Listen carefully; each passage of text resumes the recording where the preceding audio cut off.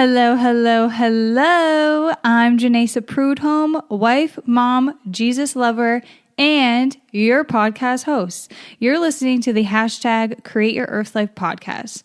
This podcast has converted with me from New Age to Christian, and the goal here is to help you grow in your faith through Bible studies, testimonies, and real life experiences.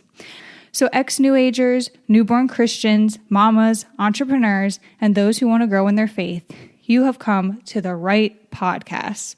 Say a prayer, grab your drink of choice, and let's get growing. Hi, guys. Today we have another testimony going to be shared by my friend Briana, and I'm going to give her the floor. Here you go. All right. Yes, thank you. My name is Briana. I am from Minnesota. Thank you so much for having me on today. I'm super excited. This will be my first public, the first time I'm going to be sharing my testimony in public. So I'm excited. And I guess I'll just kind of start from the beginning. So I grew up in a Christian household. We went to church on Sundays. We attended a Lutheran church. We prayed before meals. I was told that we prayed before bedtime when we were really, really little. That didn't last too long because I don't actually have any memory of that. But that was really the extent of church Christianity in our household. My parents were involved in the church. They'd volunteer. I think my mom taught Sunday school and stuff, but really there wasn't a lot of talk about God. We didn't read the Bible together. I don't think my parents have ever read the Bible, more than just passages here and there. And as we got older, church became kind of less and less of a priority for us. And so childhood in itself was okay. I think my sister and I have a younger sister. I think our childhood was good. I think I did experience some emotional trauma from our parents because I think they experienced emotional trauma. And I speak about that because it will play a role later in my story. But yeah, so overall it was pretty good, but I did have some emotional issues that I would carry throughout my life. And I went through Sunday school. I actually went through confirmation. I was confirmed. I remember very specifically the pastor at my confirmation party asking me so what are your plans? Do you plan on continuing coming to church? What are your plans after you're confirmed and after you graduate high school? And I remember telling her what she wanted to hear, yeah, I'm gonna stay, I'm gonna do that. But I think I knew deep down in my heart that I didn't really want to stay. I didn't really have a relationship with God in any way. I never felt God's presence. I never really had a moment where I was felt like I was talking to God. And so and I had a lot of questions too that I didn't get answered. I don't know if I asked questions, if I felt I had a safe space to ask certain questions to my family, to my church about God. But as I grew older and grew throughout high school, those questions became more and more relevant. I think a really big one for me was why are we just blindly following a guy in the sky? Which I think more shows the lack of education about who Jesus was or is, versus I didn't really understand that wasn't really taught to me in a way that I as a child was okay, yeah, I understand who he is.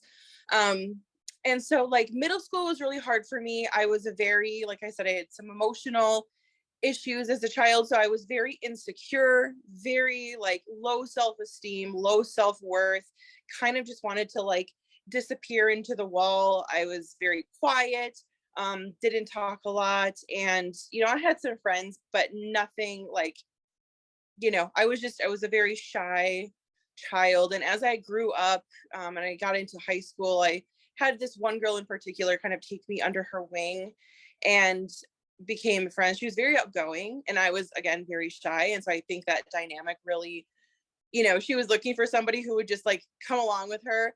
And and I was a very inexperienced person, so she kind of opened my eyes to a lot of different things. She kind of, you know, introduced me to boys and to like partying and stuff. So her house was like the party house. So as we got into high school, I hit puberty pretty late. And so I started like, you know, developing a little bit more.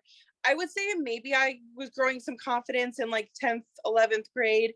But still just like so super insecure, super low self-worth. You know, I constantly compared myself to the people around me. I would like I wanted to do anything to fit in. And so that included, you know, on the weekends when we were in 10th, 11th, 12th grade, you know, when they were drinking every weekend and binge drinking, you know, I was participating in that. And there was one incident in particular with my best friend at the time, where we went out drinking and we had like, I don't know, huge like margaritas, like glasses size of this, and I got really, really intoxicated. And that night I ended up getting sexually assaulted. I'd never had sex before, and I ended up getting assaulted. And I just remember she made me feel really like shameful and guilty about that. And I carried that with me. So that was like on top of the issues that I had been experiencing. And now I had this really like big burden to carry. And I held that with me for a really, really, really long time. Immediately after that incident, I started becoming very sexually promiscuous, started, you know, dabbling in other things. I kind of traded my old friends for new friends that had, you know, that drank, but then did other things like smoked weed, dabbled in other drugs. And I started, at that point, I was starting like some really self-sabotaging behavior. I started dating a guy in my senior year of high school, and I thought he was the one. We dated for only 3 months, but it felt like it was like years. I thought that we were gonna like end up together, and he ended up having to move to Florida, and I was like heartbroken. So I've got these past issues, I've got, you know, the burden from my sexual assault, and then I'm like a heartbroken 17-year-old, and that it was just like a perfect storm for me. And then simultaneously after high school, I left church. You know, I decided that I didn't want to do this anymore. I was old enough now to like make my own decisions. And so I'm like, I'm just going to figure things out on my own. Like, this doesn't serve me. I don't have a relationship with God. You know, I'm done. I also very quickly, after my assault, developed an eating disorder. So I started starving myself. Again, these like really self-sabotaging kind of behaviors. And again, that would carry with me for like into my adulthood. And so I graduated high school. I left religion behind. I just decided to just do my own thing. I traded those friends in that I had been, you know, that were kind of the partiers, for a whole new crowd. So in my like late teens, early 20s, I got involved with like in the hood, you know. So I'm like this white suburban girl who's hanging out with predominantly men all the time. I failed out of like 3 different colleges because I was just skipping class, didn't have much like direction in my life. I didn't know what I wanted to do with my life. Didn't have great influences around me. You know, we were drinking a lot, we were smoking weed a lot. So that was like my drug of choice. I actually ended up smoking weed like daily for about 10 years. I experimented with a few other drugs, but I never really, like, weed was like my thing, right? And then society was starting to like accept it more. And so that completely validated my use, my substance abuse of it. And, you know, so I was in like the thick of things. And I was in a lot of really bad situations, like around guns, around fighting, you know, shooting. You know, I was drugged. I was assaulted, not physically assaulted, but sexually assaulted a few different times throughout that time period. And it was just like a really low time of my life. I was really, really rebellious, lying to my parents all the time. I was just really lost. I had no guidance. I had no direction of like where I wanted to go in my life. I'm like, I don't think this is how I'm supposed to be forever.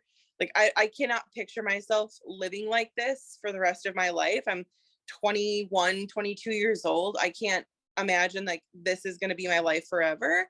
But I also didn't know like how I was going to get out. And I just all around, I just felt very, very broken. I just felt like like something was missing.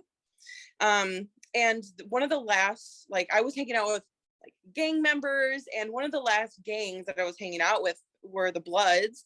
And I was seeing like the leader of that particular Blood gang. Like I was like, I don't know if you could call it dating, but we were like seeing each other, and that did not end up working out. But another group member took a liking to me. And so we started like hanging out more one-on-one and alone. And we started hanging out more together than we were like with the group.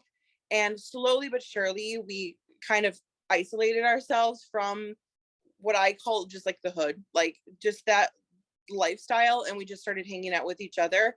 And we actually would go on to date for like 5 years. I saw this man, and it was a really, really like very unhealthy relationship, very toxic. He like cheated on me all the time. I was crying all the time. Again, I knew like this was not a relationship that I wanted to be in, but I also felt very stuck. It's like that toxic like attachment kind of thing where we were just like we had an attachment to each other, but I think we both knew that we were not good for each other. Within that 5-year time span though, I was on Twitter and I started being introduced to what I now know is like new age things. There was talk about, well, the first thing that I was introduced to was like GMOs, genetically modified, and in our food. And then I started learning like about big pharma and about politicians. And, you know, I just started learning about these like deeper knowledge that not everybody knew. So I got red pilled. I like woke up, and I you know, I just thought I was like more enlightened than other people. Like I know the secrets of the world, and you know, other people just aren't there yet. And that was the beginning of that new age, like into the new age world. And I would follow people on social media that were portraying this like super zen, I'm so peaceful and healed and I'm so powerful like persona. And that was like, wow, like I would love, like that's what I want, and I would love to be there, because I was very not I was very broken. I was very, you know, I had a lot of healing to do. I had a lot of trauma that I had experienced, and again, still super like self-loathing, I just really, I didn't like myself much, which is why I decided to like numb all the time with drugs and alcohol and men. And the more I took a liking to one girl in particular, I almost like idolized her. I felt like she knew it all. She was the epitome of like a healed, you know, enlightened being. And I really like listen, anything she said, I was like, well, she knows what she's talking about, so I'm gonna believe her. And countless things, I look back, like countless things that she promoted, I followed and ended up being like way wrong. Like way one of the things, and this is people, no judgment on people's dietary preferences, but one of the things that she was saying was like, you need to be vegan, you have to eat a vegan diet in order to be enlightened. Like the less animal products and like the less food that you have, like you have to fast, the more enlightened that you're going to be, the more connected to spirit and source, which they love to use synonymously with God and the universe and everything. But I was very seduced by that, what she was saying. And so 2016, I cut out meat. That's also the year that I cut off my boyfriend at the time, that I've been dating for 5 years. I was like, no more, we can't do this. And so I left him. I cut out meat, and I really was like, I really want to focus on healing and taking care of myself and being better. And so I decided in 2017, well, I started working out and exercising and stuff like that. In 2017, I went full on vegan. And, I started losing weight. And again, from my like eating disordered patterns, I severely restricted and then I severely binged. While I was like in my really rebellious stage, even while I was dating this guy, we're still, again, drinking all the time, eating super unhealthy, going out to eat all the time, smoking cigarettes, smoking weed. We were still engaging in like unhealthy behaviors. And so I go vegan and I start losing weight and I'm like, this works, like this is truth. And it became like my identity. I became Briana the vegan. Like that was who I was. And I placed food on like a pedestal. It like became an idol for me. I thought I knew everything. I thought I knew everything spiritually. I thought I knew everything about diet. I thought like this is it. And like I said, I really put it like on a pedestal. And I would go on. I actually ended up getting pregnant with him. So my ex-boyfriend, we weren't dating at the time, but we were still engaging in sexually immoral behavior. And I ended up getting pregnant in 2017 with my son. And I went through like a whole vegan pregnancy. I was even vegan until my son was 18 months old. And, during that time, I was like, it was almost more for show, like the new age stuff. So like I promoted chakras and I was like, you need to be meditating and you need to be doing yoga and breath work and you need to be absorbing the magic rays of the earth. And while I think that nature is beautiful and nature is, a beautiful creation that God has made, I was worshiping nature. I thought nature was God. Like I thought, I was worshiping the creation versus the creator. And I really, again, I thought that Christians had this like just very narrow mindset of like, you're so indoctrinated, I thought religion was like this little tiny piece and then here was spirituality. And so I just thought I knew more than these like silly Christians that believed that Christianity was the only way. I thought there was a little bit of truth to all of these different religions. But in 2019, I started therapy and my therapist was like, based off of some health issues that you've got going on, like, I think that veganism is not the best choice for you. I think you need to reincorporate animal products back into your diet. And I was hesitant at first because I'd really latched on to this as like my identity. But as soon as I did, like I let go. And it's, in hindsight, it seems like that was God's way of like starting to unravel the new age practices within me, because that was the first, like I had to let go of a whole person, like a whole thing that I identified as, and I had to let that go. And I couldn't identify that as that anymore. So I had to like re-find out who I was. And like over the course of 2019 up until today, it's very interesting because once I let that go, my political views started to change too. Like it's like gradually things started to change. I had a more of a liberal view and before, and then it slowly became like, I'm like, oh, I am now thinking way differently. Like I have a much more conservative view on marriage. Like I started to have it in my heart where I wanted to be like, have a family and have children and live a certain life that I now see as like very biblical, but I didn't know that at the time. It was just my heart started to just change and my outlook on things started to just change.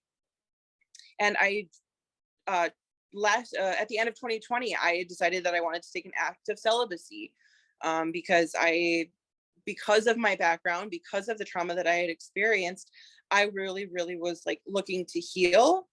And I did not think that continuing with casual interactions was going to get me there.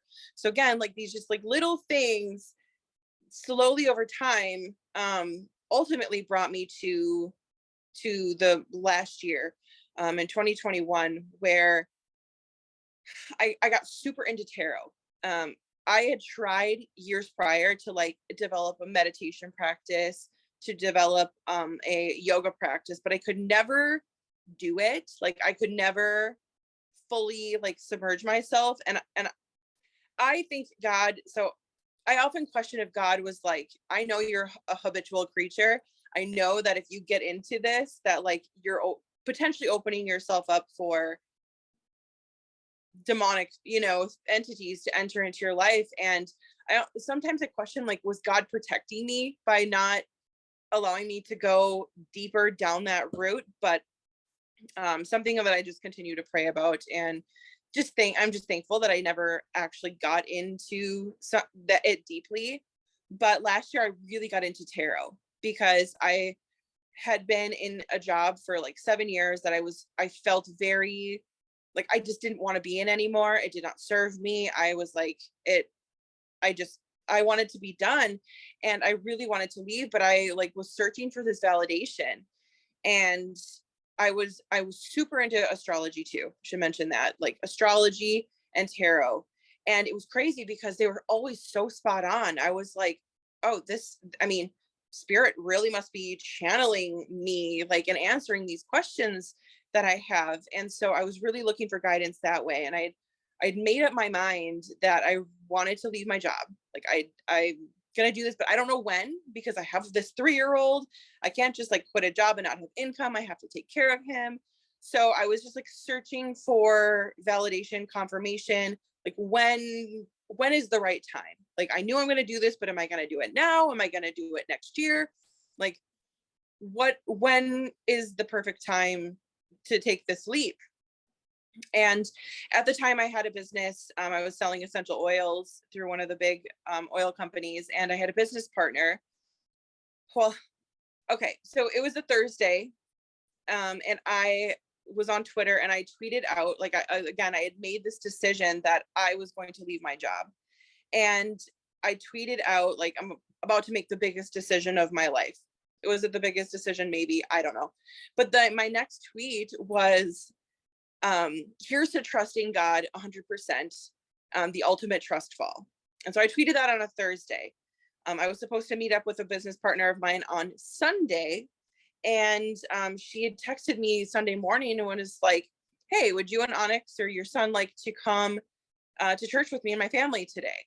And I had not been to church in like 11 years. I want to say it was over 10 years. I had not stepped foot in a church service. I think I'd been to a church before, because I had tried to go to like NA meetings and AA meetings and stuff like that. That never stuck. But I randomly was like, sure, like, let's go. I don't know why I said yes, but I did. And it quick got us ready. And I was like strangely excited to go. It was a very weird feeling for me because, again, I was not Christian. I'm spiritual. I have this understanding that God is the big O and we're the little O's and we're all gods and goddesses. But I'm like, sure, why not? And we go. And this was October. So October of 2021. And from the first beat of the drum, so as soon as the worship music started, I just started bawling. Like I just started crying. I could not stop the tears from flowing for the entire service.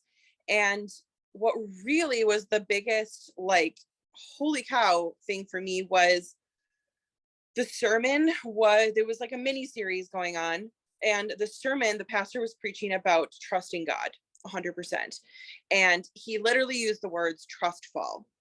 And I was like, no way. Coming from New Age, I'm all about the synchronicities, the spirit, I'm always seeing triple numbers, the universe is always talking to me. And I was like, no way. Like, I just tweeted this 3 days ago, and now you're talking about trust falling and trusting God. And I don't know, like, that was enough for me to be like, well, I'm going to come back and see what God has in store for me to, next week. And I did. I continued coming back week after week. I sometimes felt like a little bit of a fraud because I didn't identify still as a Christian. I was going to church every Sunday, but I didn't necessarily feel like a Christian, because they were, in these worship songs, they talk about, they're worshiping Jesus. And I'm like, I'm not sure about this Jesus guy. Like, I I get God. Okay. I get praying to God. I get worshiping God, but I'm not sure, like, why are you worshiping Jesus? Because again, nobody really taught me growing up, or that I remember, or that stuck, that like who Jesus is and why he's significant and what he did, like that, why he came to earth. And but I continued to go, and I continued to sit there, and I really, really enjoyed going every single Sunday. And then the church that I was attending in January of this year of 2022, they offered an Alpha course, which, if you don't know what Alpha course is, it's this like 8 or 9 week course. It's just once a week. You go, you have a meal, but it's really a place for people, Christian or not, to come ask questions and to really learn about who Jesus is, what the Bible is.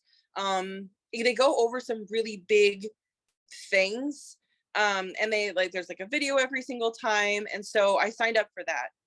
And, I had in my phone notes, I had a whole long list of questions, ranging from like, how, anyway, there was just I had a ton of questions.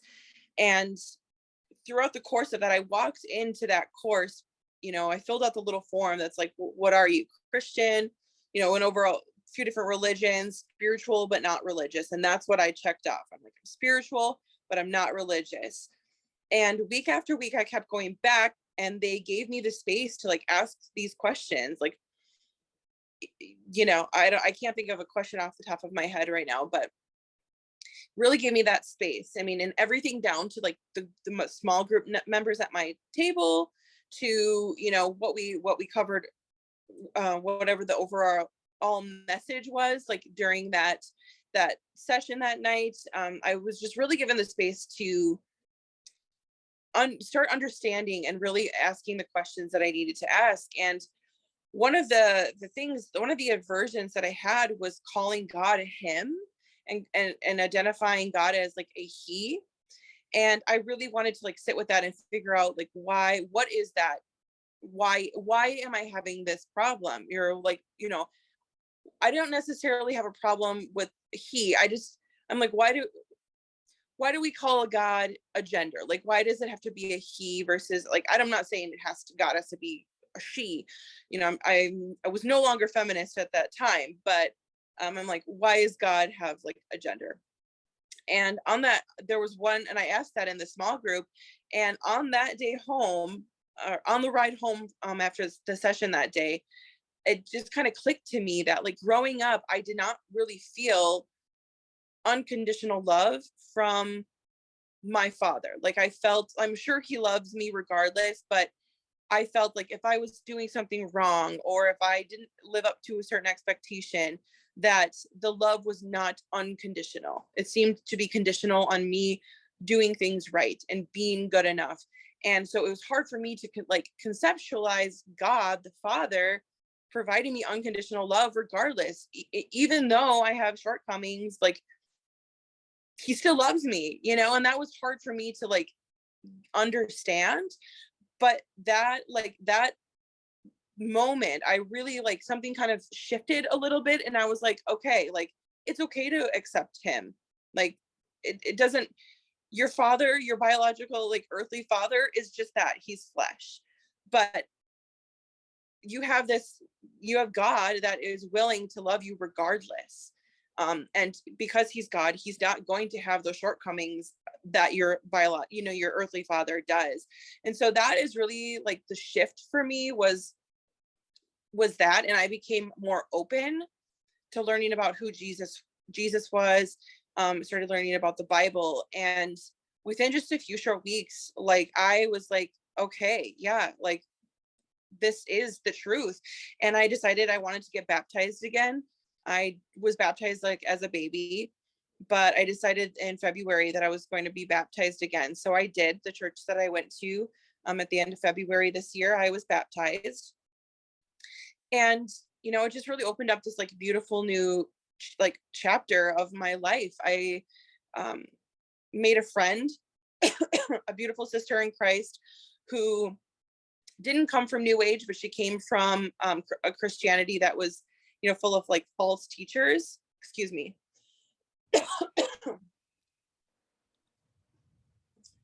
Who, Can you hold for 1 second? We sure. have about 6 minutes left. Okay. So, and then it will just turn off. So I can either make another Zoom link if you want to keep going, or if you want to Okay. start wrapping it up now, that's up to you. Okay. Um, let's make another Zoom link just to be safe. Okay. I'm almost done. Yeah. How about you keep talking for Okay. like 5 more minutes, and then I'll make one up and just send it to you. Okay. Okay, go ahead. Good. Um, so yeah, I met this girl who, shared with me her experience of coming from excuse me, the like prosperity gospel. And she shared with me the importance of getting in the word all the time, and being around other sisters in Christ, and really developing that community. And she shared with me, sorry,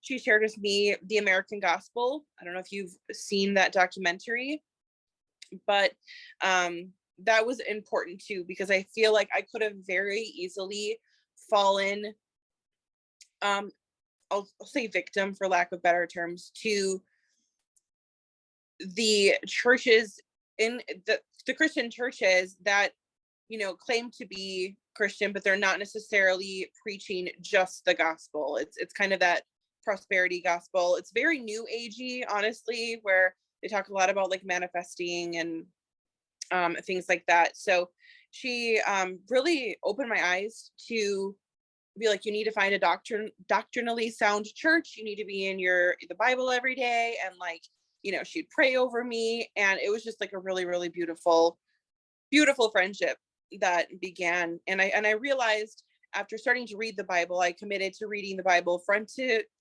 back. I'm not done yet, but the more that I read, the more I'm like, wow, my questions, all those questions that I had, that I went into that Alpha course and that I wrote down in my phone, those are being answered one by one through the Bible. Like, God's word is really the truth. Like, it answered so many of my questions.